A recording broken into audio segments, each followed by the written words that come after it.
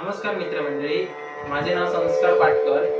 तर आज गुरुपौर्णिमा आहे। तर गुरुपौर्णिमेनिमित्त मी श्री गुरुदेव दत्त यांचा परम सादर करत आहे। मला लहरा साथ करत आहे शिव मालावरकर। तर सादर करतोय श्री गुरुदत्त परम।